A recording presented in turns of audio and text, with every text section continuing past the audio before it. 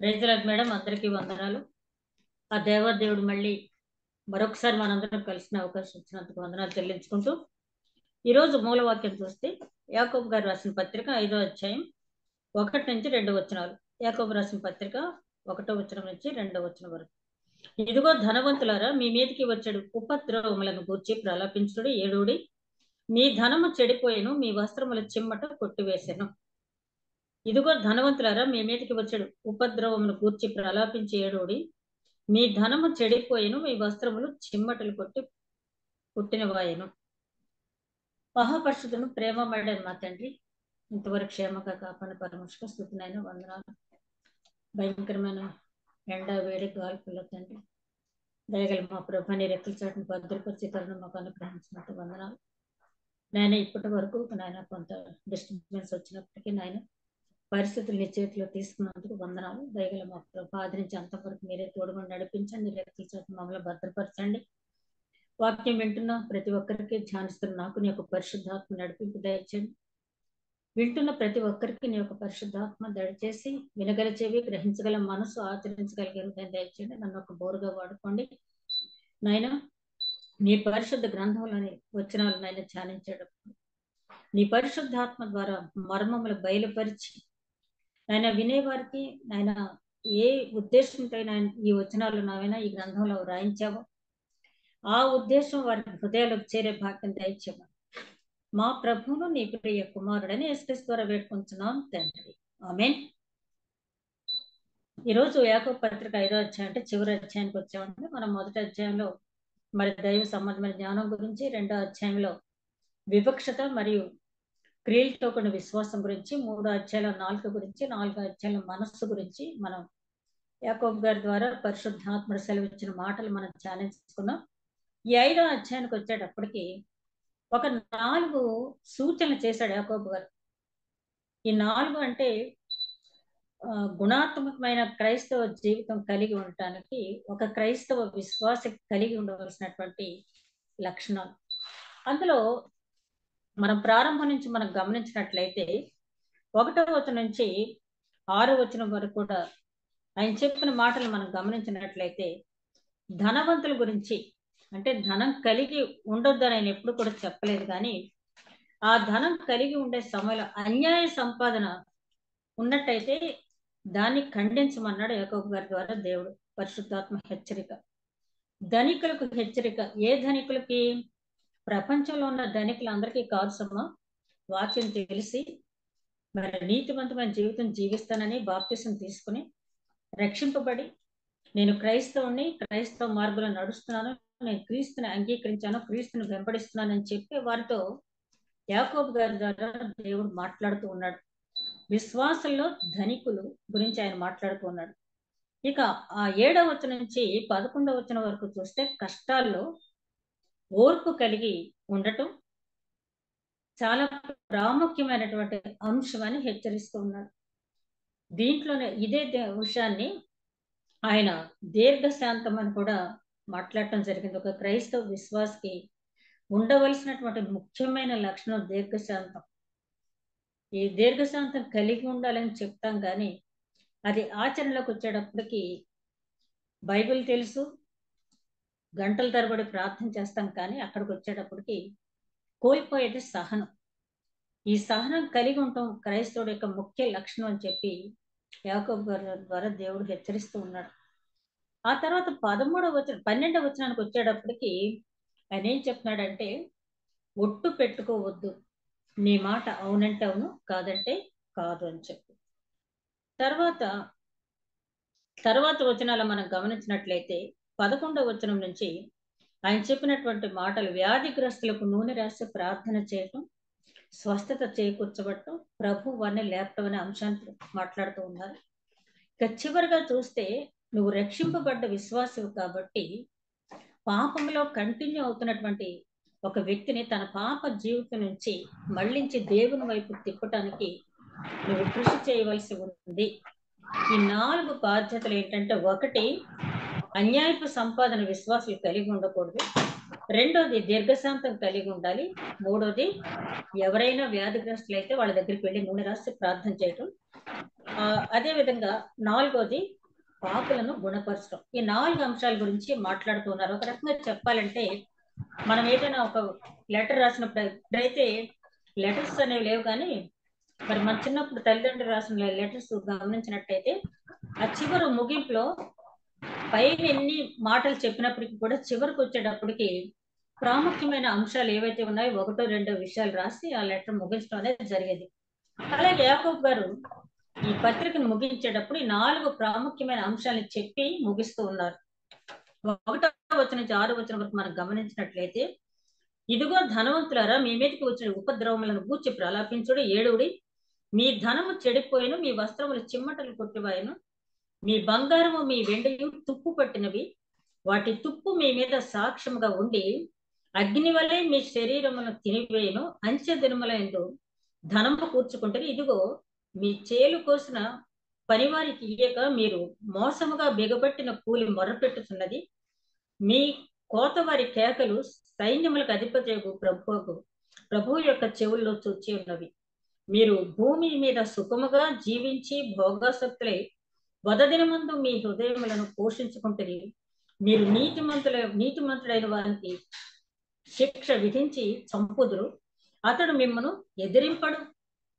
6వ వచనం వరకు మనం చూస్తే 6 వచనాల్లో కూడా 6 వచనాల్లో ఏ వచనానికి ఆ వచనం ఒక ప్రాముఖ్యమైన అంశం అనేది నేను చెప్పడం జరిగింది. ఇదిగో ధనవంతులారా, మీ మీదకు వచ్చడి ఉపద్రవమును గురించి ప్రలాపించి ఏడుడి.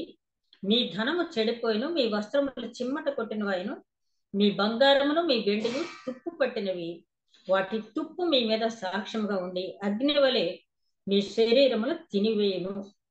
అంచెదని మందు ధనము కూర్చుకుంటుంది. ఇక్కడ చెప్పేది ఏంటంటే, ఎప్పుడు కూడా పరిశుద్ధ గ్రంథంలో దేవుడు ధనము కలిగి ఉండటం తప్పని చెప్పలేదు, సంపాదన కలిగి ఉండటం అనేది తప్పని చెప్పలేదు, కానీ అక్రమ సంపాదన అనేది చాలా తప్పు అని చెప్పి ఆయన అనేక మార్లు పరిశుద్ధ గ్రంథంలో మొట్టమొదట్లోనే పాలు తేనెలు ప్రవహించే కనాను దేశానికి వచ్చినటువంటి ఇశ్రాయేలీలకి ఐగుప్తు నుంచి వచ్చిన తర్వాత నేర్పించిన పాఠాల్లో ఆకాను ద్వారా ఆ నిషిద్ధమైన తీసుకోవద్దన్నప్పుడు తీసుకున్న తర్వాత వంశమే తుడిచిపెట్టబడిన సంఘటన మనకు తెలుసు. కాబట్టి అక్రమ సంపాదన ఏది కూడా ఉండకూడదు. నీ చేతుల కష్టార్జితాన్ని నీవు అనుభవించని చెప్పి పరిశుద్ధ గ్రంథం చెప్తూ ఉంది. నువ్వు కష్టపడి సమకూర్చుకో. అదే విధంగా పరిశుద్ధ గ్రంథం చెప్తున్న మరొక మాట, నరుల కష్టం చేత అతని ఐశ్వర్యము పెరగదు, దేవుని కృపను బట్టి మన ఐశ్వర్యం అనేది పెరుగుతుంది. కాబట్టి ధనం కలిగి ఉండటం అనేది తప్పని అంటలేదు. తిమోతి రాసిన 1వ పత్రిక 6వ అధ్యాయంలో పౌలు గారు అంటారు, ధనాపేక్ష సమస్త కీడులకు మూలం. దాన్ని ఆశించి చెడిపోయిన వారు ఎంతో మంది ఉన్నారు. అంటే ధనాపేక్ష అంటే అక్రమంగా సంపాదన, ఇతరుల దగ్గర ఉన్నది మనకు కావాలని అనుకోవటం అనేది ధనాపేక్ష అని అక్కడ భావం. ఇక్కడ మాటలు చూస్తే వస్త్రములు చిమ్మటలు కొట్టివేయన వస్త్రాలంటే, ఇది వరకు ధనవంతులు ఊదా రంగు వస్త్రాలు, చాలా కాస్ట్లీ వస్త్రాలు వారు చాలా భద్రంగా దాచుకునే వాళ్ళంట. ఒక ధనవంతుడి గురించి చెప్పాలంటే అతడు ఊదా రంగు వస్త్రములు ధరించి అని చెప్తారు. అదేవిధంగా తుయితేర పట్టణస్త్రాలైనటువంటి లూదే గురించి చెప్పేటప్పుడు ఈమె మంచి వ్యాపారి, ఊదా రంగు పొడిని అమ్ముచుండేది అని చెప్పి ఆవిడ గురించి చెప్పడం జరిగింది. ఊదా రంగు వస్త్రాలు అనేవి, అలాగే కొన్ని రకాలైనటువంటి వస్త్రాలు, చాలా ఖరీదైన వస్త్రాలు, సెంట్స్, ఇట్లాంటివన్నీ కూడా ధనవంతులు దాచుకునేవాళ్ళు. ఆ తర్వాత మనందరికీ తెలిసిందే బంగారం. అయితే ఇక్కడ ఒక మాట మనకి కొంచెం విచిత్రంగా అనిపించవచ్చు. బంగారం తుప్పు పట్టడం ఏంటి, వెండి తుప్పు పట్టడం ఏంటి, అది మీ మీద సాక్ష్యం పలకటం ఏంటి? బంగారం ఎక్కడైనా తుప్పు పడద్దా, వెండి ఎక్కడైనా తుప్పు పడద్దా, అది ఎట్లా మనమే సాక్ష్యం చెప్పుద్దని చెప్పి కొంతమంది అనుకోవచ్చు. అంటే చాలా మంది ఎక్కడైనా పెట్టుబడులు పెడితే మోసపోతామేమో, లేదా ఎవరికైనా ఇస్తే వాళ్ళు మనల్ని మోసం చేస్తారేమో. మనం బంగారం కొన్ని నిల్వ చేసుకున్నట్టయితే ఎప్పటికైనా మన అవసరానికి అది ఉపయోగపడద్ది. బంగారం అనేది పెరుగుతుంది, దాని రేటు తప్పించి తరగదు. రేట్ సంగతి ఎలా ఉన్నా బంగారాన్ని ఎప్పుడు మార్కెట్లో తీసుకెళ్ళినా దాన్ని మనం ఎక్స్చేంజ్ చేసి మనకు కావాల్సిన వస్తువులు మనం తెచ్చుకోవచ్చు, వెంటనే దాని క్యాష్ రూపంలో మార్చుకోవడానికి అనేది అవకాశం ఉంటుంది. కాబట్టి బంగారాన్ని ప్రతి ఒక్కళ్ళు కూడా ఇష్టపడి దాచుకునేటటువంటి అంశం. ముఖ్యంగా మన ఇండియాలో, ప్రపంచ దేశాలన్నిటిలోకి కూడా మన స్త్రీలకు ఉన్నటువంటి బంగారం మీద వ్యామోహాన్ని బట్టి బంగారాన్ని చేర్చుకుంటారు.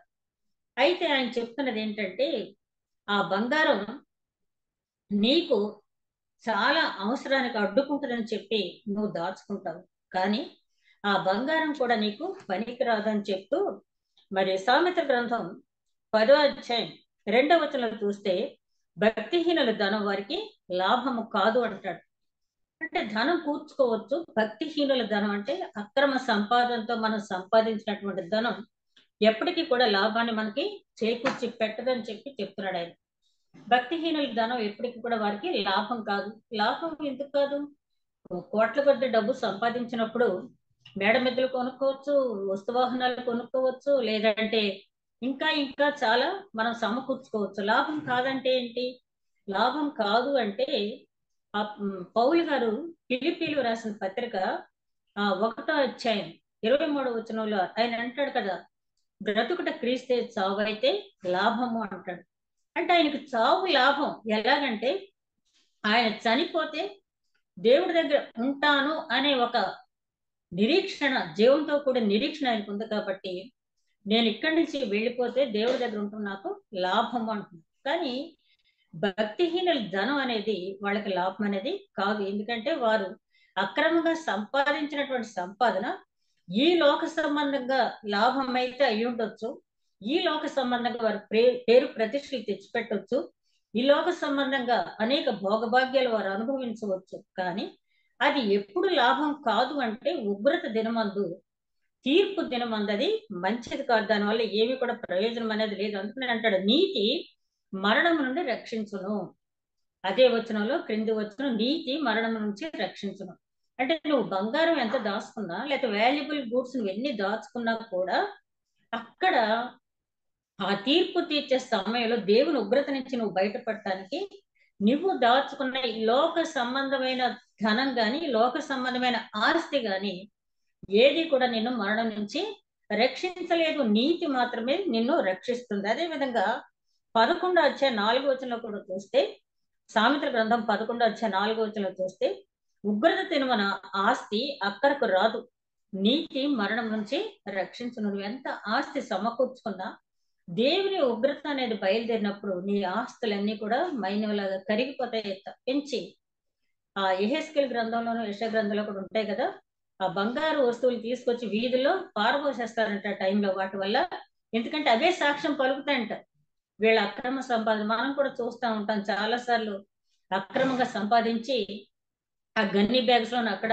దాచేసి, లేకపోతే టైల్స్ రూపంలోనో లేకపోతే బ్రిక్స్ రూపంలోనో ఎక్కడెక్కడో దాచేసిన వాళ్ళు ఆ రేడింగ్ వచ్చేటప్పుడు ఏం చేస్తారంటే, వాళ్ళ ఇంటి మీదకి ఎవరన్నా tax officers, income tax officers వీళ్ళు ఏసీ వాళ్ళు వస్తున్నారంటే గబగబా అవి కట్టేసి బయట ఎక్కడెక్కడో పడేస్తారు కదా, ఎంతో వాల్యుబుల్ ఐటమ్స్ అయినప్పటికీ.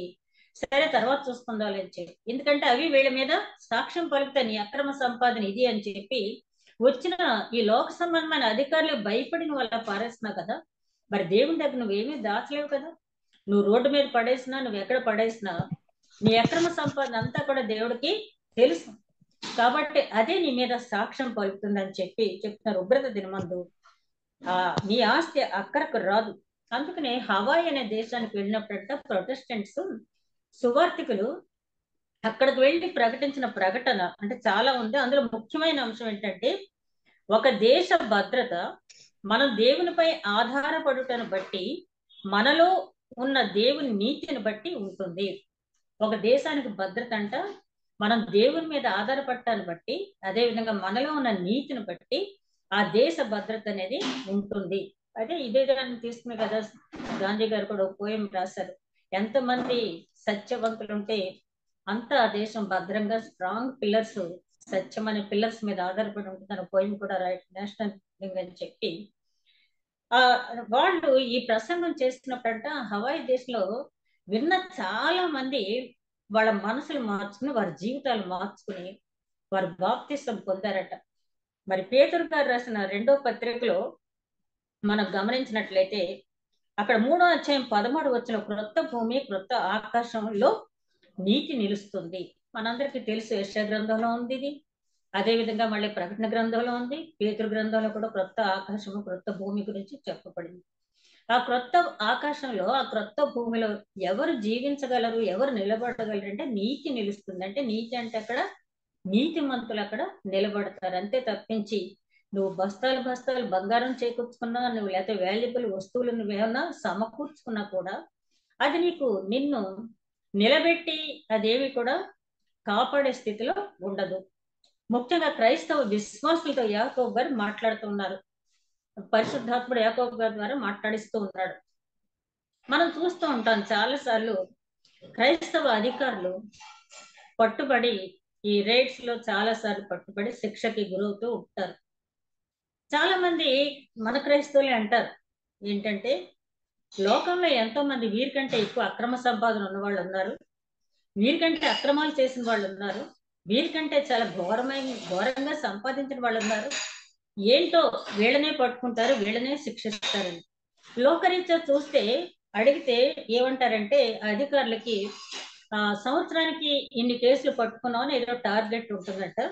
ఆ టార్గెట్ ని వాళ్ళు ఫుల్ఫిల్ చేసుకోవడానికి ఏం చేస్తారంటే, వీళ్ళకి రాజకీయ నాయకులు పలుకుబడి కానీ లేకపోతే వీళ్ళకి ఏ రకమైన అండదండలు ఉండవు కాబట్టి వీళ్ళ మీద ఎక్కువగా యాక్షన్ తీసుకుంటారని ఎవరో చెప్పిన మాట నాకు తెలియదు సుమా, అలా చెప్పి అన్నారు. అయితే సరే లోకరీత్యా చూస్తే అదే, కానీ మనం ఆలోచించినట్టయితే ఎందుకు క్రైస్తవుడికి శిక్ష విధింపబడుతుంది అంటే, దేవుడు తాను ఏర్పరచుకున్న బిడ్డలు తప్పు మార్గంలో నడిచేటప్పుడు గద్దిస్తాడు. గద్దింపు లోబడిన వాడు సత్పురుషుడు కదా. ఎన్నిసార్లు గద్దించినా లోబడిన వాడు హఠాత్తుగా మరణించినట్టాడు సామెతల గ్రంథంలో. కాబట్టి దేవుడు తాను ఏర్పరచుకున్నటువంటి బిడ్డలు తప్పు మార్గంలో ఉన్నప్పుడు వాళ్ళకి బుద్ధి చెప్పటానికి ఇట్లాంటి సంఘటనలు అనేవి జరిగినప్పుడు వాళ్ళు బుద్ధి తెచ్చుకుని వారు మారు మనసు పొందాలి, మళ్ళీ తిరిగి రక్షణ మార్గంలో రావాలి. దావీదుని ఆయన నాతాను ప్రవక్త ద్వారా హెచ్చరింపు చేశాడు. వెంటనే నాతాను ప్రవక్త హెచ్చరించిన దావీదు ఒప్పుకున్నాడు. నాకు మళ్ళా రక్షణానందం కలిగితే నేను రక్షణానందం పోగొట్టుకున్నాను అని రియలైజ్ అయ్యాడు. నీ పరిశుద్ధాత్మ నాలో నుంచి తీసివేయొద్దు అన్నాడంటే పరిశుద్ధాత్మకు దూరంగా ఉన్నానని నేను గ్రహించాడు. కాబట్టి నాకున్న ఈ కోటలు కానీ, నాకున్న ఈ రాజ్యం కానీ, ఈ రాజ్యాధికారులు ఏవి కూడా నాకు వద్దు, కానీ నీ పరిశుద్ధాత్మ నాకు కావాలి, నీ రక్షణానందం నాకు మళ్ళీ కావాలని చెప్పి అడిగాడు. దేవుడు ఆశించేది అది. అందుకనే దావీదు నా హృదయాంశాడు అని చెప్పి అన్నాడు. కాబట్టి మనం చాలా సార్లు ఈ మాట వింటాం, వీళ్ళే దొరికారా, వీళ్ళనే పట్టుకుంటారు, అది వేరే సంగతి లోకరీత్యా. కానీ క్రైస్తవుడు అయ్యుండి ఆ కొంచెంలో కూడా ఎందుకు తప్పు చేయాలి? నేను క్రైస్తవుడు అయ్యుండి ఆ కొంచెంలో కూడా తప్పు చేయకుండా ఉంటే పట్టుపడవు కదా. అయితే దేవుని ఆలోచన ఏంటంటే, ఒక వ్యాధి ద్వారానో లేకపోతే ఇంకో ద్వారానో గద్దిస్తాడు. అందుకని యోబు అంటాడు కదా, ఒక వ్యాధి కలగటం అనేది అంట ఒక విశ్వాసకి శిక్షణా కాలం అంట. యోబు గ్రంథంలో ఉంది ఆ మాట. ఒక వ్యాధి కలిగి ఉండటం అనేది అంటే జీవిత చర్మాంకంలో వ్యాధి కలిగి ఉండటం అనేది అది ఒక శిక్షణా కాలం అంట. అప్పుడు మనం దేవుడి వైపు బాగా ఎక్కువగా చూస్తాం, దేవుని దగ్గర ఒప్పుకుంటాం. అట్లాంటి ఒప్పుకోలు రావాలి, దైవ చిత్తానుసారమైన దుఃఖం మనలో కలగాలి అంటే తప్పకుండా దేవుడు ఏదో రకంగా మనల్ని వంచడానికి చూస్తాడు. కాబట్టి ఈ లోక సంబంధంగా సంపాదించిన సంపాదన లాభం కాదు అంటే, ఎక్కడ లాభం కాదు అంటే లోకంలో లాభం అది, కానీ పరలోకానికి ఎందుకు కూడా పనికిరానటువంటి ఆస్తి. అదే విధంగా మనం గమనించినప్పుడు ఈ మత్తయి సువార్త 6:33 చెప్తాడు, ముందుగా నా రాజ్యమును నా నీతిని వెదకండి, అప్పుడు మీకు సమస్తమును అనుగ్రహించబడును. ఆయన మొదటి నుంచి హెచ్చరిస్తూనే ఉన్నాడు. లూకా సువార్త 6:24 అయ్యో ధనవంతులారా, మీరు ఇప్పుడు కోరిన ఆదరణ పొంది ఉన్నారు. ధనవంతులు అంటే ఇక్కడే ఆదరణ అనేది పొందేశారు. అదే విధంగా 16 అదే లూకా సువార్త 16:19 నుంచి 31 వరకు చూస్తే, లాజరు ధనవంతుడు ఉదంతం మనందరికీ కూడా తెలిసిందే. ఆ ధనవంతుడు పొందవలసిందంతా ఈ లోకంలో పొందాడు, పొందవలసిన భోగభాగ్యాలన్నీ పొందాడు, సుఖం అన్ని కూడా పొందాడు. కొంచెం కూడా తన పక్కన ఉన్నటువంటి వ్యక్తి గురించి ఆలోచించలేదు. నిన్ను వలె నీ పొరుగువాన్ని ప్రేమించము. ఒకవేళ చాలా మంది అనొచ్చు, అతనికి క్రొత్త నిబంధన తెలియదేమోనండి, పాత నిబంధనలో లేదు కదా, పాత నిబంధనలో ఉందే అది కదా.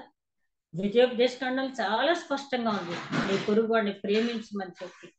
ఆ ఆజ్ఞ నెరవేర్చకుండా తనకు తానే సుఖపడ్డాడు, లోకంలో ఉన్నంతకాలం సుఖపడ్డాడు. కాబట్టి మీరు పొందవలసిన ఆదరణ అంతా ఇక్కడే పొందేశారు. కాబట్టి ఆ పేదవాడు ఇక్కడ ఉన్నంతకాలం కష్టపడ్డాడు కాబట్టి ఆదరణ మరణాంతరం పొందుతూ ఉన్నాడు. అంటే ధనవంతులంతా అలా నిరాకరింపబడతారు, పేదవారంతా ఎలాగ ఆదరించబడతారని కాదు. కానీ ధనవంతుడై ఉండి, మరి 1వ అధ్యాయంలోనే చెప్పాడు కదా యాకోబు గారు, నీవు ధనవంతుడై ఉండి నీ దీనత్వాన్ని బట్టి నువ్వు సంతోషించు, నువ్వు పేదవాడై ఉండి నీ ధన ఐశ్వర్యం చూసి నువ్వు గర్వించు అంటాడు. అంటే నువ్వు ధనవంతుడు అయ్యుండి కూడా ఎంత నువ్వు దీనంగా ఉన్నావు దాన్ని బట్టి నువ్వు సంతోషించు. అబ్రహాం చూడండి, 99 ఏళ్ల వయసులో దేవుని ఎదుట సాష్టాంగ పడ్డాడు. అది దీనత్వం అంటే. ధనవంతుడై ఉండి దీనత్వం అనేది తను పరిశీలించుకున్నాడు.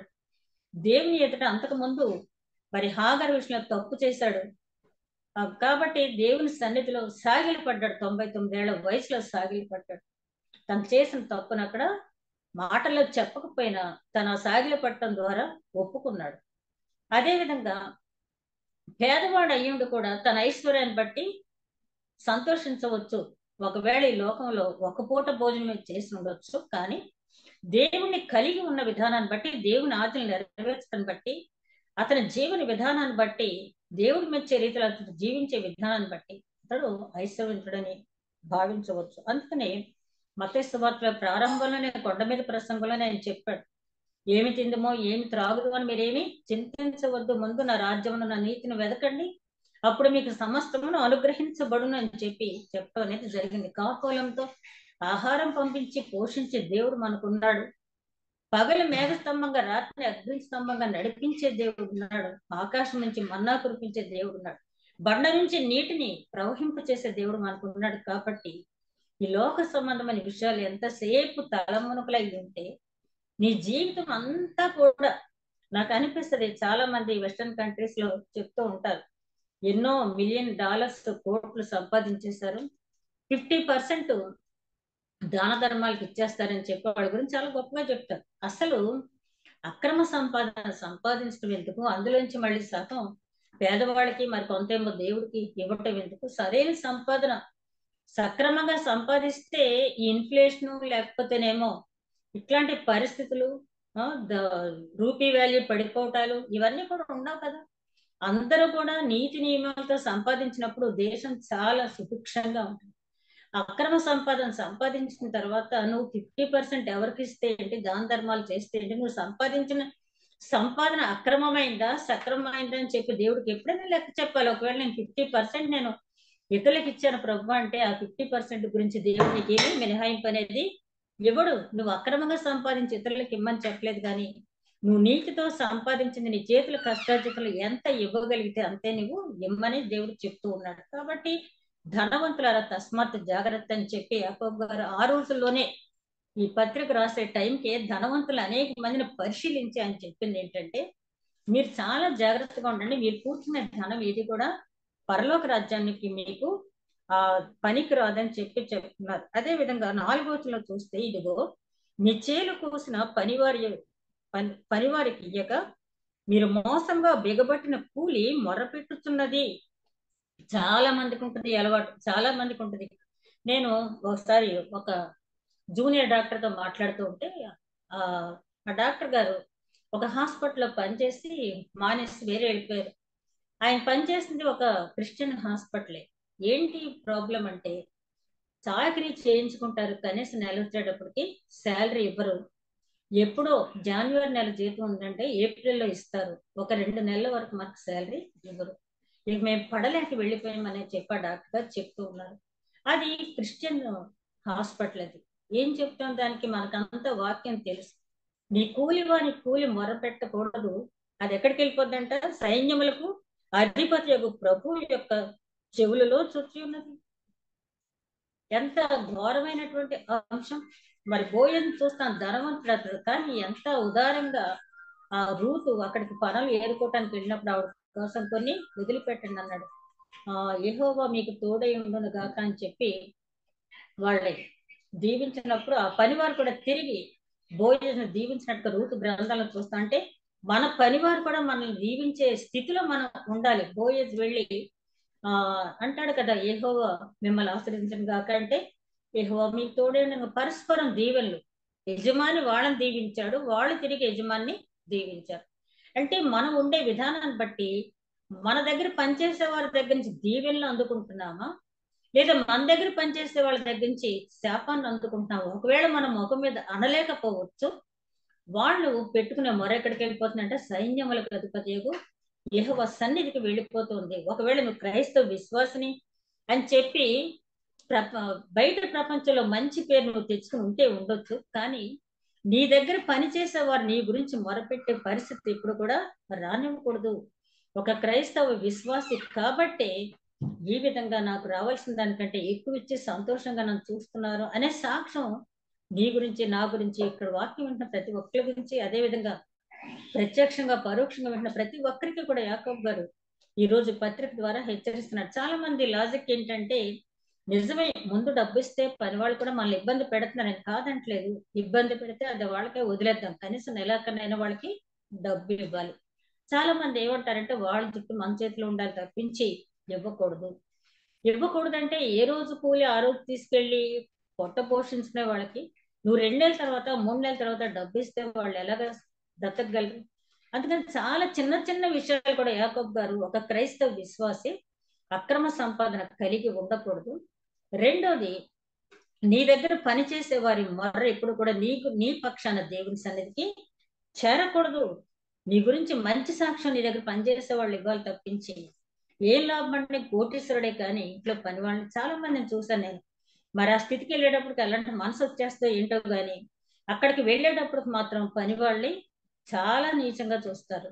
మనం ఇచ్చినప్పుడే తీసుకోవాలి ఏంటి అన్నట్టుగా ఉంటారు. ఒకవేళ దేవుడే మన పట్ల అలా ఉన్నట్టయితే మనం ప్రార్థించినప్పుడు దేవుడు నేను ఇచ్చినప్పుడే తీసుకోవాలి అంతే తప్పించి పదే పదే నన్ను అడగకూడదని దేవుడే మన పక్షాన మన పట్ల అలా ప్రవర్తిస్తే మనకే విధంగా రాత్రి పగలు ప్రార్థన చేస్తుందనే నా దేవుడు నా మొర వినటం లేదే అని చెప్పి అనుకున్నట్టయితే మనకి ఏ విధంగా ఉంటుంది? కాబట్టి మన దగ్గర పనిచేసే వారి విజ్ఞాపన ఎప్పుడు కూడా దేవుని సన్నిధికి యాంటీగా, అంటే మనకి వ్యతిరేకంగా దేవుని సన్నిధికి వెళ్ళకూడదు అని చెప్పి యాకోబు గారు చెప్తున్నారు. మీరు భూమి మీద సుఖంగా జీవించి భోగాసక్తులై వదదినమందు మీ హృదయములను పోషించుకుంటుంది. మీరంటే సుఖంగా జీవిస్తున్నారు. ధనవంతులు చెప్పినాడు. ఏ ధనవంతులు? క్రైస్తవ విశ్వాసులైనటువంటి ధనవంతులు. వదదినమందు మీరేంటి సమకూర్చుకుంటున్నారంట ధనం. మంచి దినాల్లో సమకూర్చుకుంటున్నాడు అంటున్నాడు, వదదినమందు సమకూర్చుకుంటున్నారంటారు. గేహాజీ అక్కడికి వెళ్ళి ఆ నయమాన్తో కూడా వెళ్ళి తెచ్చుకున్నప్పుడు అన్ని చూసి ఎలీషా ఏమంటాడు? ఇవి తోటలు, ధాన్యాలు, డబ్బు సంపాదించిన రోజులో ఇప్పుడు మనం ఉన్నది అంటే ఎప్పుడు ఎలీషా చెప్పాడు? ఎన్ని వేల సంవత్సరాల పూర్వం చెప్పాడు ఆయన. ఇప్పుడు ఆల్రెడీ రెండో రాకడ వచ్చేస్తుందని అంచుల్లో మనం ఉన్న అయినప్పటికీ కూడా అంచె దినాల్లో కూడా ఇట్లాంటి అక్రమ సంపాదన, అంచె దినాల్లో కూడా ఇట్లాంటి అన్యాయపు ప్రవర్తన మీరు కలిగి ఉంటున్నారు. చాలా జాగ్రత్త. వద దినమందు అంటే వదకు తేబడు గొర్రె వలె అని చెప్పి యేసుక్రీస్తును కూడా 53వ అధ్యాయం యెషయా గ్రంథంలో పోల్చడం జరిగింది కదా. అదే విధంగా యెహెజ్కేలు గ్రంథంలో 34వ అధ్యాయంలో కాపర్ల గురించి చెప్తా ఆయన అంటాడు, క్రొవ్విన వాటిని లయపరుస్తానంటాడు ఆయన. క్రొవ్విన వాటిని లయపరుస్తాను, బలహీనంగా ఉన్న వాటికి నేను కట్టుకడతాను, స్వస్థత ఇస్తాను, క్రొవ్విన వాటిని లయపరుస్తాను. అదే విధంగా తప్పిపోయిన కుమారుడు స్టోరీలో కూడా మనం చూసినట్టయితే తండ్రి ఏమంటాడు? బాగా క్రొవ్విన దూడని తీసుకురండి అంటాడు. అంటే ఆ వదకు పనికొచ్చేటట్టుగా, అంటే బలహీనంగా ఉండమని కాదు కానీ అది ఒక ఉపమానంగా ఆయన చెప్పడం జరిగింది యెహెజ్కేలు గ్రంథంలో.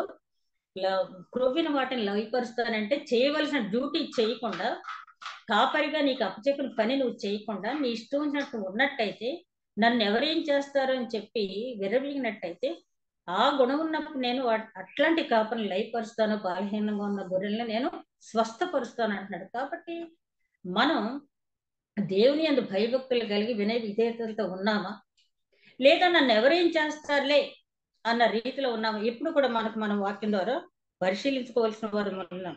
మీరు నీతిమంతుడైన వారికి శిక్ష విధించి చంపుదురు, అతడు మిమ్మను ఎదిరింపడు. మీరు నీతిమంతులైన వారికి శిక్ష విధిస్తారంటే అతడు మిమ్మల్ని ఎదిరించడం. ఆహాబు యెజబెల్ గురించి మనకు తెలుసు కదా. మరి ఆ నాబోతు 1 ఎకరం ద్రాక్ష తోట, కూర మొక్కలు వేసుకున్న తోట ఉంటే అది మాకు ఇచ్చేమని అడిగినప్పుడు అతను ఇవ్వలేదని చెప్పి ఆ యెజబెల్ ఆహాబ్ చేత అతన్ని చంపించేసిన. దేవుడు అంటాడు, ఎక్కడైతే అతని రక్తం ఒలికిందో, ఎక్కడైతే అతని రక్తం కుక్కలు నాకు అదే ప్లేస్ లో నీ రక్తం కూడా ఒలుకుతుందని చెప్తాడు. అదే జరిగింది కూడా అక్కడ వెంటనే తర్వాత యెజబెల్ విషయంలో. అయితే బలహీనుడు కాబట్టి అతను ఎదిరించలేకపోయాడు ఆహాబుని, రాజు కాబట్టి. కానీ అతను మొర్ర ఎక్కడికి వెళ్ళింది? దేవుడి సన్నిధికి వెళ్ళింది. నీతిమంతుడు అంటే అతను ఎవరికి అన్యాయం చేయలేదు. అతనికి పిత్రార్జితంతో వచ్చినటువంటి ఆ ఎకరం తోట అతను పండించుకుంటున్నాడు. అతనికి అమ్మే హక్కైనా వద్దనే హక్కైనా అతనికి ఉంది. నువ్వెవరు అడగటానికి? నువ్వు రాజు అయినంత మాత్రాన. నువ్వు రాజు అంటే కన్న తండ్రిలాగా చూడాలి. రాజు అంటే దైవాంశ సంభూతుడు. రాజు అంటే రక్షణ కల్పించేవాడు. ఆ రాజే భక్షకుడైతే ఎలా? అతను రాజు అని మర్చిపోయి ఆ భార్య ప్రోత్సహించిన ప్రోత్సాహంతో ఏం చేశాడు? అతన్ని చంపించేశాడు. అతను ఎదిరించలేకపోయాడు. కానీ అతని రక్తం ఎక్కడికి వెళ్ళి దేవుని సన్నిధిలో మొరపెట్టింది. హేబేలు రక్తం విశ్వాసంతో కూడినటువంటి మొర దేవుని సన్నిధికి వెళ్ళింది కదా. అలాగే యేసుక్రీస్తు అంటాడు కదా, మీరు ఎవరిని వదిలిపెట్టారు? మత్తయి సువార్తలో 23వ అధ్యాయం, మీరు ఎవరిని వదిలిపెట్టారు? ఆఖరికి బరకియా కుమారుడైనటువంటి జకర్యాని బలిపీఠం మధ్య మీరు చంపలేదా? అతని రక్తం మొరపెట్టలేదా అని చెప్పి ఆ పరిసయ్యుని యూదుని ఉద్దేశించి అనటం జరిగింది. కాబట్టి నీతిమంతుడిని అతనికి ఎవరు లేరు కదా, అతనికి వెనక అడిగేవాళ్ళు ఎవరు లేరు కదా అని నువ్వు ఇష్టం వచ్చినట్టు నువ్వు ప్రవర్తించినట్టు నువ్వెంత విశ్వాసమైనా, నువ్వెన్ని దశభాగాలు చర్చిలో ఇచ్చినా, నువ్వెన్ని ప్రార్థనలు చేసినా, వేషధారణ క్రైస్తత్వం నువ్వెంత కలిగి ఉన్నా కూడా నీ చర్యలు, నీ చేతుల రక్తాపరాధం ఉన్న సన్నిధికి సాక్ష్యం పలుకు గ్రంథుని ప్రవక్త అయిన యెషయా గ్రంథంలో ఆయన అంటాడు కదా, మీరు ప్రార్థించేటప్పుడు మీ చేతుల మీద మీ దుష్క్రియలన్నీ మీ మీద సాక్ష్యం ఇస్తున్నాయి, మీ రక్తం మీ మీద సాక్ష్యం పలుకుతుందని చెప్పి. అదే విధంగా ఇక్కడ 7వ వచనం నుంచి 11వ వచనం వరకు చూస్తే, సహోదరుల ప్రభు రాకడ వరకు ఓపిక కలిగి ఉండుడి. చూడుడి, వ్యవసాయకుడు తొలకరి వర్షము కడవరి వర్షము సమకూడు వరకు నిజమైన భూఫలము నిమిత్తము ఓపికతో కాచుకొని దాని కొరకు కనిపెట్టును కదా. ప్రభు రాక సమీపం కొన్నది కనుక మీరును ఓపిక కలిగి ఉండడి, మీ హృదయంలో స్థిరపరచుకొనుడి. సహోదరులారా, మీరు తీర్పు పొందకుండా నిమిత్తము ఒకరి మీద ఒకరు సడగకుడి. ఇదిగో న్యాయాధిపతి వాక్య నిలిచి ఉన్నాడు. నా సహోదరులారా, ప్రభు నామమును బోధించిన ప్రవక్తలు శ్రమానుభవమును ఓపికను మాదిరిగా పెట్టుకునుడి. సహించిన వారిని ధన్యులు అనుకుంటున్నాం కదా. మీరు యోబు యొక్క సహనమును గురించి వింటిరి. ఆయన ఎంతో జాలియు కనికరము కలవాడని మీరు తెలుసుకుని ఉన్నాడు. దేవుడు అంటే ఒక్కొక్కసారి సమృద్ధిలో మనం అన్ని ఉన్నప్పుడు పరీక్షిస్తాడు. ఓపికతో మీరు ఉండండి అని చెప్పి ఆ ఓర్పు గురించి చెప్తూ రోమిలో రాసిన పత్రిక 12వ అధ్యాయం 12వ వచనం అంటే చాలా రిఫరెన్స్లు మనకు పరిశుద్ధ గ్రంథాలు ఉంటాయి. ఈ రిఫరెన్స్ మనం చూస్తే అక్కడ పౌలు గారు ఏమంటున్నాడంటే, యోబుగా వీళ్ళ గురించి చెప్పినటువంటి మాటల్లో మీరు ఆసక్తితో ప్రార్థన చేయమంటున్నాడు. మీరు శ్రమల్లో ఉన్నప్పుడు, కష్టాల్లో ఉన్నప్పుడు ఆసక్తి కలిగి ప్రార్థన చేయండి. ఆ ఆసక్తి కలిగి చేసే ప్రార్థనకి ఉదాహరణగా మనం చూస్తే తెస్సలోనికి రాసిన మొదటి పత్రిక 1వ అధ్యాయం 2వ వచనం నుంచి 8వ వచనం వరకు మీరు తర్వాత చదవండి. అందులో ఆ సంఘానికి చాలా శ్రమలు వచ్చినాయి. క్రీస్తుని అంగీకరించిన తర్వాత మీరు క్రీస్తుని రక్షకుడుగా ఒప్పుకున్నట్టయితే మేము మిమ్మల్ని చాలా హింసిస్తాం, చాలా శ్రమల పాలు చేశారు వాళ్ళు. అయినా కూడా వాళ్ళు అదరక బెదరక పరిశుద్ధాత్మతో కూడిన ఆనందంతో వీళ్ళు ఏం చేస్తారు, మా ప్రాణమే కదా మమ్మల్ని తీస్తారు, అంతకంటే వీళ్ళు మమ్మల్ని ఏం చేయలేరు కదా అని చెప్పి ఈ శరీర జీవితాన్ని వాళ్ళు లెక్క చేయకుండా ఆత్మానందంతో పరిశుద్ధాత్మ సంబంధమైన ఆనందంతో వాళ్ళ ఆసక్తితో ప్రార్థించడం మాత్రమే కాకుండా వారు ఆ శ్రమలు పడుతున్నందుకు మేము దేవుని గురించి శ్రమలు పడుతున్నాం సంతోషించడం మాత్రమే కాకుండా అవసరతలో ఉన్న వారి శక్తికి మించి కానుకలు పంపించారంట. చూడండి, నాకు ఈ సంఘటన చదువుతూ ఉంటే మన మణిపూర్ సంఘటన నాకు గుర్తొస్తుంది. వాళ్ళు ఎన్ని శ్రమలు పడ్డారు కదా, అయినా కూడా వాళ్ళు దేవుని విడిచిపెట్టలేదు, దేవుని వాక్యాన్ని వాళ్ళు విడిచిపెట్టలేదు. వాళ్ళు ఏమడిగారు తెలుసా? అయ్యా, మా లాంగ్వేజ్ లో మాకు బైబిల్ కావాలి. ఇన్ని మరణాలు వాళ్ళ కళ్ళ ముందు ఉన్నా కూడా వాళ్ళు ఏమడిగారంటే, మా లాంగ్వేజ్ లో మాకు బైబిల్ కావాలి, మేము ఇంకా వాక్యంలో స్థిరపడాలి, మేము ఇంకా వాక్యంలో ఎదగాలి, మేము ఇంకా వాక్యంలో ప్రార్థనలో ఎదగాలి, కాబట్టి మా లాంగ్వేజ్ లో మాకు బైబిల్ కావాలి. ఎంత ఆదర్శప్రాయమైనటువంటి క్రైస్తవ జీవితం. తెస్సలోనికి రాసిన పత్రికలు మనం గమనించినట్లయితే వాళ్ళు ఆ కష్టాల్లో ఉండి ఓర్చుకుంటూ సంతోషంతో ఓర్చుకుంటూ ఇతరులకు కానుకలు పంపిస్తూ ఇతరులను ధైర్యపరుస్తున్నారు. అందుకనే పౌలు గారు అంటారు, ఓ తెస్సలోనిక సంఘస్థులారా, మీ ధైర్యం, మీ ప్రార్థనా శక్తి, మీ దాతృత్వం అకయ మాస్తనీలో మారుమ్రోగిపోతుంది. ఒక అకయ మాస్తనీలో మాత్రమే కాకుండా క్రైస్తవ సంఘాలన్నింటిలో మారుమవుతుంది. ఈవెన్ టుడే మరి తెస్సలోనిక సంఘం గురించి చెప్తే వాళ్ళు శ్రమల్లో ఆనందిస్తూ ఇతరులను దయపరుస్తూ దాతృత్వం కలిగి ఉన్నటువంటి సంఘం అని చెప్పి ఉదాహరణగా మనం చెప్పుకుంటున్నాం ఇన్ని వేల సంవత్సరాల తర్వాత. అంటే మరి శ్రమల్లో వారు పొందినటువంటి ఓర్పు, చూపినటువంటి సహనమే దానికి కారణం. దానికి కారణం ఏంటంటే క్రీస్తును వాళ్ళ మాదిరిగా పెట్టుకోవటం మాత్రమే కాకుండా క్రీస్తును తెలుసుకోవడం వేరు, క్రీస్తును అనుసరించడం వేరు. వాళ్ళు క్రీస్తును తెలుసుకోవడం మాత్రమే కాకుండా క్రీస్తును హృదయంలో ఉంచుకున్నారు, క్రీస్తును అనుసరించారు కాబట్టి ఆ రకంగా వాళ్ళు ఉన్నారు. ఇక్కడ యాకోబు గారు కూడా చెప్పేది ఏంటంటే మీరు అట్లాంటి మాదిరికరమైన జీవితం జీవించండి. పౌలు గారు కూడా చెప్తారు కదా, శ్రమ ఓర్పును, ఓర్పు పరీక్షను, పరీక్ష నిరీక్షణ కలిగిస్తుంది, ఈ నిరీక్షణ వాళ్ళని సిగ్గుపరచదు అని చెప్పి ఆయన చెప్తాడు రోమీలో రాసిన పత్రిక 5వ అధ్యాయం. కాబట్టి శ్రమల్లో మీరు ఎట్లా ఉండండి, ఓర్పుతో ఉండండి. మిమ్మల్ని బాధ పెట్టిన వారిని ఏమి దూషించవద్దు, దేవుని వైపు చూస్తూ ప్రార్థించండి. విలియం టిండేల్ గారి జీవిత చరిత్ర మన బైబిల్ ట్రాన్స్లేట్ చేసేటప్పుడు చూస్తే ఆ చర్మం ఒలిచేసి ఆయన మీద ఒక రకమైన తైలం పోసి అంటించేటప్పుడు ఆయన దేవుని స్తుతిస్తూనే చనిపోయారంటే ఏం మాత్రం కూడా దేవుని దూషించలేదు. సరే కదా, మీరు నన్ను చంపేస్తే నాలాంటి వాళ్ళు అనేక మంది వస్తారు, అనేక మంది బైబిల్ని ట్రాన్స్లేట్ చేస్తారని చెప్పి ఆయన చనిపోవటం జరిగింది. మిషనరీస్ చరిత్రలు చదువుతుంటే ఇట్లాంటి ఉదాహరణలు అనేకమైన ఉన్నాయి. కాబట్టి యాకోబు గారు చెప్తున్నారు శ్రమలు వస్తాయి క్రైస్తవుడికి, శ్రమ రాంది క్రైస్తవుడు కానే కాదు. కాబట్టి శ్రమ వచ్చినప్పుడు సంతోషంతో ఓర్చుకోండి, దాతృత్వం కలిగి ఉండండి, ఆసక్తితో స్థిర విశ్వాసంతో ప్రార్థన చేయండి. దానియేలుకు వచ్చిన శ్రమ కంటే మనకు ఎక్కువ కాదు కదా. సింహబోన్లో పడేసినప్పుడు కూడా దానియేలు ప్రార్థించాడు. అదే విధంగా ఎన్నో ఉదాహరణలు మనకు ఉన్నాయి. ఇక్కడ పాత నిబంధనలో యోబు గురించి చెప్తున్నాడు ఇక్కడ యాకోబు గారు. ఎందుకంటే యూదులకి పాత నిబంధన అంటే చాలా ఇష్టం. అందులో యోబు చరిత్రను ఉటంకించి చూడండి. యోబు అంటే ఎందుకంటే ధనవంతుడి గురించి ఇక్కడ మాట్లాడుతున్నాడు కాబట్టి యోబు తూర్పు దేశంలో అక్కడ ప్రాంతంలో ఇప్పటికీ కూడా ఒమన్ అనే ప్రాంతం వెళ్తే యోబు గురించి ఇప్పటికీ చెప్పుకుంటారంటే యోబు గారి సమాధి కూడా అక్కడ సజీవ సాక్ష్యంగా ఉంది. అట్లాంటి ధనవంతుడైన యోబు పరీక్షకు ఎట్లాగైతే నిలిచాడో, దేవుని దూషించకుండా పరీక్షకు ఎట్లాగైతే నిలిచాడో అట్లా నిలిచి ఉండండి.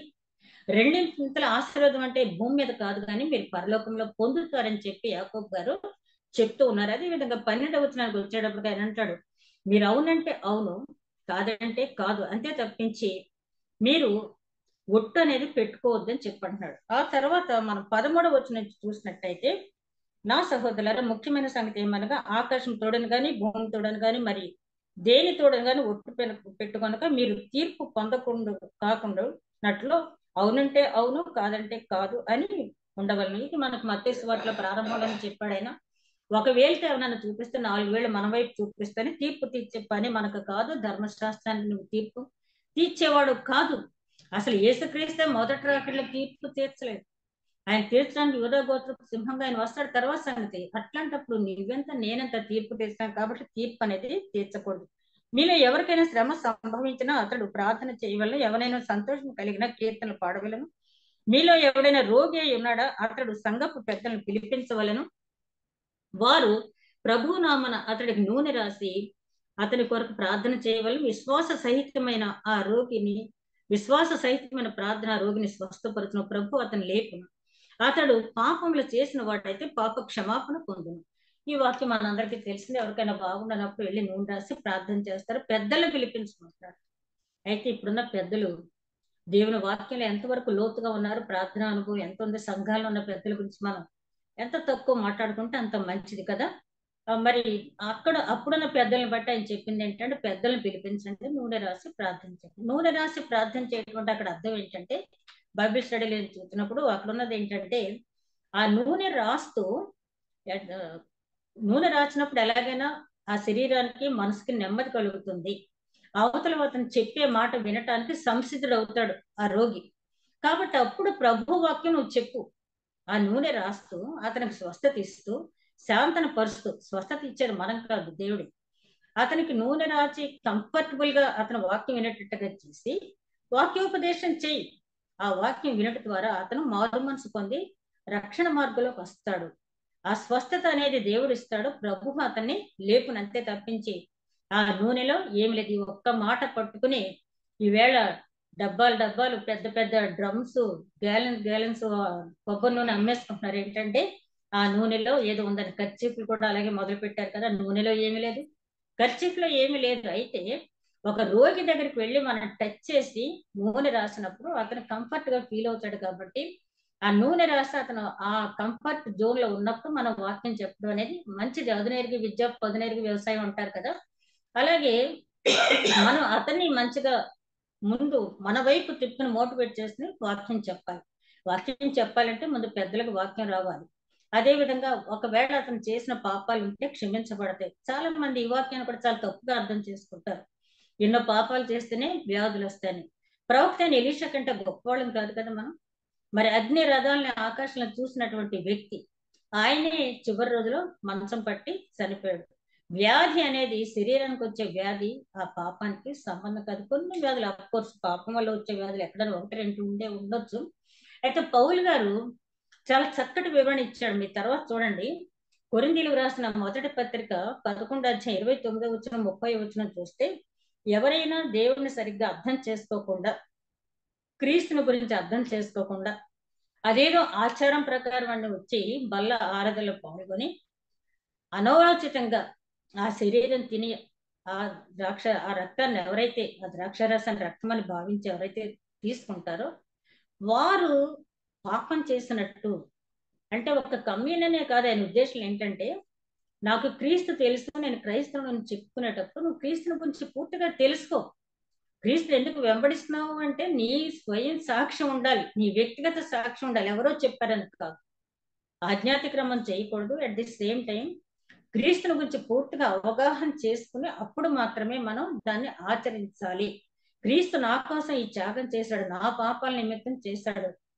అందరూ పాపం చేసి దేవుడు అనుగ్రహించి మహిమను పొందలేని స్థితిలో ఉన్నారు కాబట్టి నేను అందులో ఒకరిని అని చెప్పి నువ్వు భావించి పాప ప్రక్షాళన కోసం ఈ రక్తం మాత్రమే నన్ను శుద్ధి చేయగలదు. లేవికాండం 19 చెప్పినట్టుగా శుద్ధీకరించేవాడిని నేనే అని చెప్పి ఆయన చెప్పినట్టుగా నేను పరిశుద్ధులను కాబట్టి మీరును పరిశుద్ధులుగా ఉండండి అని చెప్పాడు. కాబట్టి మనం పాపం చేయడానికి అయితే సమర్థులం, కానీ పాప ప్రక్షాళన అది మన చేతిలో లేదు కాబట్టి ఆయన ఆశ్రయించవలసిందే. కాబట్టి అది తీసుకున్నప్పుడు అంటే ప్రతిసారి నెలలో తప్పులు చేసేసి అక్కడికి వెళ్ళి కమ్యూనియన్ తీసుకోమని కాదు, కానీ ఆ కమ్యూనియన్ తీసుకునేటప్పుడు ఆయన అంటాడు కదా, నేను వచ్చే వరకు మీరు సువార్త ప్రకటించిన వారు అవుతారు. ఆ బల్ల ఆరాధనకి ఎప్పుడైతే వెళ్ళారో, కమ్యూనియన్ ఎప్పుడైతే తీసుకున్నారో మీరు, ఇదిగో ప్రభు త్వరగా రాబోతూ ఉన్నాడు, వచ్చినప్పుడు మళ్ళీ ఆయనతో కలిసి మేము ఇందులో పాల్గొంటాము, అంతవరకు ఇక్కడ మేము సమకూడతామని చెప్పి ఒక సువార్త ప్రకటన అని చెప్పడం జరిగింది. ఇదంతా అర్థం చేసుకుని ఆ కమ్యూనియన్ తీసుకోవాలి. లేనట్లయితే అది కూడా ఒక పాపమే అని చెప్పి చెప్పడం జరిగింది. ఆ తర్వాత ఏలియా గారు చేసిన ప్రార్థన, ఏలియా వంటి నీతిమంతుని ప్రార్థన విజ్ఞాపన మనపూర్వకమైంది. ఆ ఏలియా గారు చేసిన ప్రార్థన అంతా మనకు తెలుసు. సమయం అయిపోయింది కాబట్టి నేను చివరి వరకు చదవటం లేదు, కానీ ఏలియా గారు చేసిన ప్రార్థన అంతా తెలుసు మనకి. రాజుల మొదటి గ్రంథం 18వ అధ్యాయంలో మనం గమనించినట్లయితే అక్కడ బయలుదేవత ఆరాధకులకి ఏలియా గారికి ఉన్నటువంటి, మరి మన సిస్టర్ సావిత్రి వాట్స్ గారు మొన్న ఫ్రైడే కూడా ఈ వాక్యం చెప్పారు కదా ఏలియా ప్రార్థన గురించి. నేను ఎక్కువగా వివరించక్కర్లేదు, కానీ ఏలియా గారు చిన్న ప్రార్థన చేశాడు. నీవు దేవుడివై ఉన్నావని, నీవు ఇశ్రాయేలు దేవుడివై ఉన్నావని, అదే విధంగా నేను నీ సేవకుడువని, నీ సెలవు చొప్పున నేను ఈ కార్యం చేశానని మీరు ఎరుగునట్లు నా ప్రార్థన అంగీకరించు ప్రభువా అని ప్రార్థన చేశాడు. తర్వాత లైన్లోకి వెళ్ళిన తర్వాత ఆయన ఏమంటాడంటే, వీరి హృదయాలు నీ వైపు తిరుగునట్టుగా నా ప్రార్థన అంగీకరించు. అంటే ఏలియా తన వ్యక్తిగతమైన ప్రతిష్ట పెంచుకోవడానికి ప్రార్థన చేయలేదు, కానీ ఆ పని చేయలేదు. కానీ ఎందుకు చేశాడు? ఎంతసేపు రెండు రకాల మనస్తత్వాలు అటొకడుగు ఇటొకడుగు వేస్తారా? యాకోబు గారికి అంటాడు కూడా 4వ అధ్యాయంలో, విమనస్కులారా మీ హృదయాన్ని శుద్ధి చేసుకోండి అంటాడు. అంటే కాసేపు లోకం వైపు కాసేపు దేవుడి వైపు కాకుండా పూర్తిగా దేవుడి వైపన్నా ఉండండి, లేదా పూర్తిగా దేవుడి వైపన్నా లోకం వైపన్నా ఉండండి, దేవుడి వైపన్నా ఉండండి. ఒక అడుగు ఇటు వెయ్యొద్దని చెప్పి ఆనాడే ఆయన చెప్పడం జరిగింది. ఇక్కడ కూడా ఆయన చేసింది ఏంటంటే నీతిమంతుని మనపూర్వకమైన విజ్ఞాపన ప్రార్థన అవుతుంది, నీతిమంతుడు చేసిన ప్రార్థన. కాబట్టి 3.5 సంవత్సరాలు వర్షం కురవద్దంటే కురవలేదు, ఆ తర్వాత వర్షాలు పడింది. అంటే ఎందుకు ఏలియా గారు చేస్తారంటే దేవుడు ఎంత సమర్థవంతుడో తెలియచేయడానికి మాత్రమే అది జరిగింది. మీరు తర్వాత చూడండి, ప్రార్థన ఉద్దేశాన్ని బట్టి దేవుడు ప్రార్థనను అంగీకరిస్తాడు. మార్క్స్ సువార్త 10వ అధ్యాయంలో చెప్తున్నట్టయితే అక్కడ తీమయి కుమారుడైన బత్తిమయిని దేవుడు స్వస్థత ఇచ్చినట్టుగా చూస్తాం. అతడు దావీదు కుమారుడా అని చెప్పి పిలిచి, నీకేం కావాలంటే నాకు దృష్టి కావాలని అడుగుతాడు. దేవుడు ఎంతో మంది గుడ్డివారు ఉన్నారు. అతనికి ఎందుకు ఇచ్చారంటే, అతను గుడ్డివాడైనప్పటికీ లోక సంబంధమైన విషయాలు చూడలేకపోయినప్పటికీ అతనికి ఆధ్యాత్మిక మనోనేత్రాలు ఆల్రెడీ తెరవబడినాయి కాబట్టి అతను దావీదు కుమారుడు యేసుక్రీస్తు అతను స్వస్థత ఇవ్వగలడని గ్రహించాడు. అంటే దేవుని గురించి తెలుసుకున్నాడు పూర్తిగా కాబట్టి అతను యేసుక్రీస్తు మాత్రమే ఈ కార్యం చేయగలడని నమ్మాడు కాబట్టి ఆయనకి అది జరిగింది. అదే అధ్యాయంలో మనం వెళ్తే అక్కడ జబదయి కుమారులకు విజ్ఞాపనం చేస్తారు ఏంటంటే, కుడి ప్రక్కన ఒకరిని ఎడం ప్రక్కన ఉంచమని. అప్పుడు మీరు ఏం అడుగుతున్నారో మీకు తెలుసా? నేను పొందబోయే బాప్తిసం మీకు తెలుసు, పొందగలరా? నా కుడి పక్కన ఎడం ప్రక్కన కూర్చోబెట్టుకోవటం అనేది నా వల్ల కాదు అని చెప్తాడు. నిజంగా ఎందుకు అంగీకరించలేదంటే, వాళ్ళు అడిగిన విజ్ఞాపన ప్రార్థన ఉద్దేశం వెనక స్వార్థం ఉంది. నిత్య జీవులు మమ్మల్ని తీసుకెళ్ళమని అడగలేదు, కానీ నీ కుడి పక్కన ఎడం పక్కన అక్కడ కూడా మళ్ళీ సీట్లో రిజర్వేషన్. కాబట్టి ఆ ఉద్దేశం ఆయనకు నచ్చలేదు కాబట్టి ఆ విజ్ఞాపన ఆయన అంగీకరించలేదు. మనం సిలువలో ఉన్న రెండో దొంగ చేసిన ప్రార్థన ఒకే ఒక్క వాక్యం, ప్రభువా నీ రాజ్యంతో నీ రాజ్యంతో వచ్చినప్పుడు నన్ను గుర్తు చేసుకో. యేసు అంటే రక్షకుడు. నీ రాజ్యంతో వచ్చినప్పుడు నన్ను గుర్తు చేసుకోకే ఒక అంటే ఆ రాజ్యం ఉందని ఒప్పుకున్నాడు. నిత్య జీవ ప్రవేశం కోసం అడిగాడు, అంతే తప్పించి అయ్యా నువ్వెవరో తెలియక నేను ఏదో తిరిగేశాను, అర్థం లేని జీవితం జీవించాను, ఒకసారి నీ శక్తిని ఉపయోగించి సిలువ మీద నన్ను దింపే, నేను కొంతకాలం మళ్ళీ లోకంలో జీవించేసి మళ్ళీ నీ దగ్గరికి వచ్చేస్తాను అడగలే. ఎట్ వన్స్ అతను ఏం కోరుకున్నాడంటే, యేసు నీ రాజ్యంతో వచ్చినప్పుడు నన్ను జ్ఞాపకం చేస్తా. ఆ ప్రార్థనలో ఒక జెన్యూనెస్ ఉంది. అతను కోరుకున్నది నిత్య జీవం కాబట్టి ఆ ప్రార్థన దేవుడు అంగీకరించాడు. కాబట్టి మనం ప్రార్థన చేసేటప్పుడు ఆ ఉద్దేశాన్ని దేవుడు చూస్తాడు. మనం ప్రార్థన చేసేటప్పుడు ఆ ఉద్దేశాన్ని దేవుడు చూస్తాడు. దానియేలు ప్రార్థించేటప్పుడు దేవదూతను ఎందుకు పంపించాడో ఆ ఉద్దేశం ఆయనకి నచ్చింది కాబట్టి ఈ 4 సూచనలు: ఒకటి, అక్రమ సంపాదన వద్దు; రెండోది, శ్రమల్లో ఓర్పు కలిగి ఉండండి; మూడోది, ఆసక్తితో ప్రార్థన చేయండి; నాలుగోది వచ్చేటప్పటికి చివరి విషయం ఏంటంటే, మీరు రక్షింపబడ్డారు కాబట్టి అనేక మందిని మీరు రక్షణ మార్గంలో నడిపించండి. పాపులను రక్షించడానికి మీరు ప్రయాసపడండి. యూదా పత్రికలో చెప్తాడు కదా, అగ్నిలో నుంచి లాగినట్లుగా మీరు వారిని లాగండి. ఒక్క ఆత్మనైనా మీరు రక్షించినట్టయితే ఆ ఫలం మీకు దక్కుతుందని యాకోబు గారు చాలా విలువైనటువంటి 4 సూచనలు చేసి ఈ పత్రికను ముగించారు. ఈ పత్రికను ధ్యానించిన మనం మనసులో ఉంచుకుని మనకు కూడా ఆ విధమైన జీవితం జీవించడానికి ప్రయత్నిద్దాం. అట్టి నడిపింపు దేవుడు మనకి అనుగ్రహించిన గాక. దయగల మా ప్రభు ఇంతవరకు ధ్యానించిన నూరంతలుగా ఫలింపు చేసి కాపాడను. మా ప్రభువును నీ ప్రియ కుమారుడే యేసుక్రీస్తు ద్వారా వేడుకుంటున్నాం తండ్రి. ఆమేన్.